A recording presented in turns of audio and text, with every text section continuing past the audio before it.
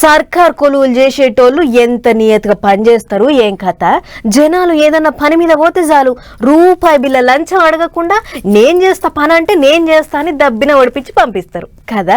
అగో గంత నియతగా పనిచేసేటోళ్ళ మీద కూడా అప్పుడప్పుడు ఏసీబీ వాళ్ళ దాడులు అయితేనే ఉంటాయి. ఇట్లనే ఒక్కసారి పొద్దుమాపు లంచం అనేదే ఎరక లేకుండా కష్టపడుతుంటే ఓర్వలేని ఏసీబీ వాళ్ళు పోయి సార్ ఇంటి మీద దాడి చేసిర్రట. ఇక చూడురమ్మ సార్ ఎట్లా బాధపడుతుండో. అయ్యో ఎంత కష్టం వచ్చింది చూడు సార్కో. సోఫా ముంగట చేతులు విసుక్కుంటా సైకిల్ ముక్కులో పెట్టుకొని కూసుండు చూడు. ఇగో గీ సారింటి మీదనే ఏసీ బోళ్ళు దాడి చేసింది. పేరు మోహన్ నాయక్, R&B శాఖల చీఫ్ ఇంజనీర్ అని పెద్ద కొలు ఎలగబెడుతుండు. కానీ బుద్ధి మాత్రం గడ్డి తినే పనులు చేస్తుంది. ఇండ్లకు బిల్డింగ్లకు పర్మిషన్లు కావాలని జనాలు పోతుంటారు కదా ఆఫీస్కు. అగో వాళ్ళని ఎంత పీడిస్క తిన్నాడో ఏం పాడో గాని లంచాల సొమ్ముతోని ఇంట్లో ఏకంగా పెద్ద బంగారు దుకాణమే గొలాయించుడు. ఇక చూడరాదురు మీరే ఎన్ని సొమ్ములున్నాయో. 10 తులాల బంగారు బిస్కెట్లు, చైన్లు, బుట్టాలు, కమ్మలు, ఉంగరాలు, వెండి పళ్ళ్యాలు, గిన్నెలు, గిలాసులు, చెంబులు, దీపాంతలు ఇట్లా చెప్పుకుంటూ పోతే బొచ్చడు అన్ని మంది సొమ్ముతోని కూడా పెట్టినాయే.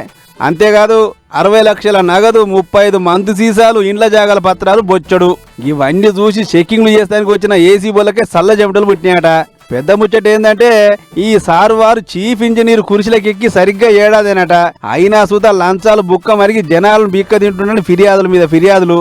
దీంతో 16 టీములు లెక్క విడిపోయి రంగంలో దిగిన ఏసీ బోళ్ళు ఒక్కటే పాలి 11 దిక్కుల చెకింగ్లు చేసి ఈ సొమ్మంతా దొరకబట్టిర్రు. ఇదంతా చూసి సార్ వారు లంచాలు తీసుకున్నట్ల బానే చెమట తీసుండు అని లెక్కలేస్తున్నారు అధికారులు. ఏదేమైనా ఓ ఏసీబీ సార్లు ఇన్ని ఆస్తులు చూసి మీరు సుతా చక్కెర వచ్చి పడిపోగాలే. జర వస్తోస్తావో డాక్టర్ను సుతా ఎంట తెచ్చుకోరు ఎందుకైనా మంచిది అని సలహాలు ఇస్తూ ముచ్చట చూసిన జనాలు. ఏదేమైనా లంచాలతోని కోట్లకు పడగలెత్తిన ఈ సిన్సియర్ ఆఫీసర్ కథ ఏందో బరాబరే తెలుసాలే అని చూస్తురట. మరిగా ఎన్ని కోట్ల రూపాయలు తేలుతో ఏమో చూడాలిగా.